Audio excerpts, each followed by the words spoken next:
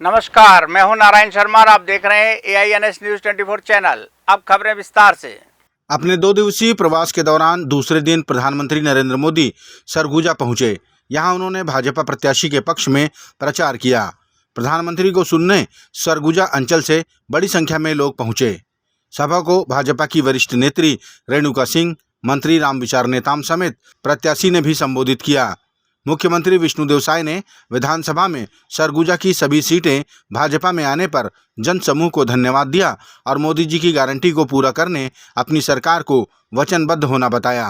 One धन योजना के माध्यम से हमारे आदिवासी भाई बन के उमन के वनोपज के ऊंचा दाम देने वाला प्रधानमंत्री आज हमारे बीच में है। और मैं प्रधानमंत्री जी ला बताना चाहता हूं कि आपके गारंटी में विश्वास करके पिछले विधानसभा के चुनाव में हमारे सरगुजा के कार्यकर्ता मन, देवतुल्य कार्यकर्ता मन कांग्रेस के सुपड़ा साफ कर दिन 14 के 14 सीट भारतीय जनता पार्टी ला जिता के देन है। और आप मन के गारंटी ला पूरा करे खातिर ये छत्तीसगढ़ के सरकार वचनबद्ध है। प्रधानमंत्री नरेंद्र मोदी ने सभा को संबोधित करते हुए कहा कि कांग्रेस पार्टी ने हमारे कार्यों में रुकावट बनने की कोशिश की। हम देश को विकसित करने में दिन रात एक कर रहे हैं और वे देश के विकास में बाधा खड़े करते हैं। जब मैं विकसित भारत कहता हूं तो कांग्रेस वालों का और दुनिया में बैठी कुछ ताकतों का माथा गर्म हो जाता है। अगर भारत शक्तिशाली हो गया तो कुछ ताकतों का खेल ही बिगड़ जाएगा। आज अगर भारत आत्मनिर्भर बन गया तो कुछ ताकतों की दुकान बंद हो जाएगी। इसलिए वो भारत में कांग्रेस और इंडी गठबंधन की कमजोर सरकार चाहते हैं। ऐसी कांग्रेस सरकार जो आपस में लड़ती रहे, जो घोटाले करती रहे। साथियों, कांग्रेस का इतिहास सत्ता के लालच में देश को तबाह करने का रहा। अमलेश्वर में स्थित ग्रीन अर्थ सिटी में हनुमान जन्मोत्सव बड़े ही हर्षोल्लास के साथ मनाया गया। इस मौके पर मंदिर में सुंदरकांड पाठ का आयोजन किया गया, जिसमें कॉलोनी वासी बड़ी संख्या में शामिल हुए।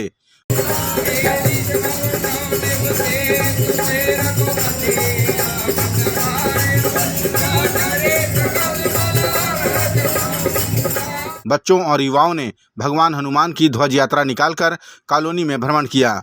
हनुमान जी की आरती के बाद कॉलोनी परिसर में भंडारा स्वरूप प्रसाद का वितरण भी हुआ, जिसे समस्त कॉलोनी वासियों ने ग्रहण किया। गौरतलब है कि सुबह से ही ग्रीन अर्थ सिटी कॉलोनी में हनुमान जन्मोत्सव की तैयारियां की जा रही थी। समस्त कार्यक्रम समाप्त होते होते देर शाम हो गई। ग्रीन अर्थ सिटी में आयोजित हुए हनुमान जन्मोत्सव कार्यक्रम में प्रदेश के पूर्व DGP DM अवस्थी भी शामिल हुए। उन्होंने सभी की एकजुटता की तारीफ की। एक बार फिर छत्तीसगढ़ कांग्रेस ने भारतीय जनता पार्टी को आचार संहिता के उल्लंघन को लेकर घेरा और चुनाव आयोग में इसकी शिकायत दर्ज की। इस बार कांग्रेस ने अपनी शिकायत में प्रधानमंत्री प्रवास के दौरान पोस्टर और होर्डिंग्स को अपना निशाना बनाया। कांग्रेस ने शिकायत में लिखा कि मोदी जी के प्रवास को लेकर भाजपा ने सार्वजनिक विद्युत खंभों में पोस्टर व होर्डिंग्स लगाकर आचार संहिता का उल्लंघन किया है। इस पर कांग्रेस ने चुनाव आयोग से कार्रवाई की मांग की।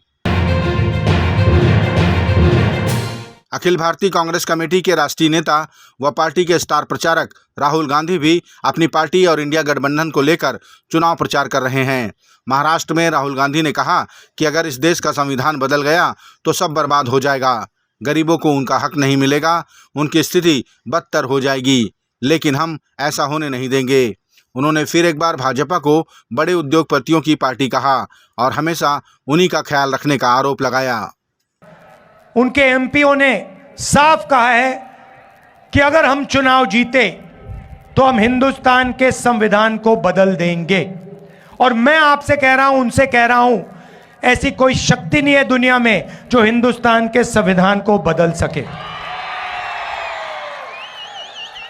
अब देखिए, पिछले 10 साल नरेंद्र मोदी ने 22 लोगों को, सिर्फ 22-25 लोगों को लाखों करोड़ रुपए दिए हैं। 16 लाख करोड़ रुपए नरेंद्र मोदी जी ने हिंदुस्तान के सबसे अमीर 25 लोगों को दिए हैं कर्जा माफ करके। 16 लाख करोड़ रुपए कितने होते हैं मैं आपको बता देता हूं। जितना पैसा मनरेगा को 24 साल चलाने के लिए लगता है, राजधानी रायपुर के रेलवे स्टेशन के सामने 3 गांजा तस्करों को पुलिस ने गिरफ्तार किया। रायपुर पुलिस द्वारा चलाए जा रहे नशे के विरुद्ध अभियान निजात के तहत की गई इस कार्रवाई में तीनों आरोपियों के पास से 39 किलो 500 ग्राम गांजा बरामद हुआ, जिसकी कीमत 3,95,000 रुपए बताई गई। आरोपियों के विरुद्ध गंज थाने में 20B नारकोटिक्स एक्ट के तहत अपराध पंजीबद्ध किया गया। ये आरोपी मूलतः पंजाब, उत्तर प्रदेश और उड़ीसा के बताए जा रहे हैं। चुनाव लड़ना भी एक जटिल प्रक्रिया है, जिससे प्रत्येक उम्मीदवार को गुजरना पड़ता है। नामांकन फार्म खरीदने के बाद उसे जमा करने के समय उम्मीदवार को एक हलफनामे के माध्यम से अपनी सारी जानकारी, जैसे संपत्ति का विवरण, शिक्षा दीक्षा, वार्षिक आय, ऐसी तमाम जानकारियां सत्यापन सहित जमा करनी होती है। साथ ही किसी उम्मीदवार के खिलाफ कोई आपराधिक प्रकरण दर्ज है तो उसकी भी जानकारी देनी होती है। इन जानकारियों को निर्वाचन आयोग अपनी वेबसाइट में अपलोड करती है, ताकि मतदाता को अपने उम्मीदवारों की सटीक जानकारी प्राप्त हो सके। उनके सभी के हलफनामे, उनके संपत्ति की जानकारी, उनके परिवार के बाकी मान लो जो भी एसेट्स और लायबिलिटीज़ है, उसकी सभी की जानकारी जो हमारे नामांकन दाखिल करने वाले कैंडिडेट्स हैं उनके द्वारा आरओ को दी जाती है। उसके बाद उसको वहाँ पब्लिश भी किया जाता है आरओ के ऑफिस के यहाँ।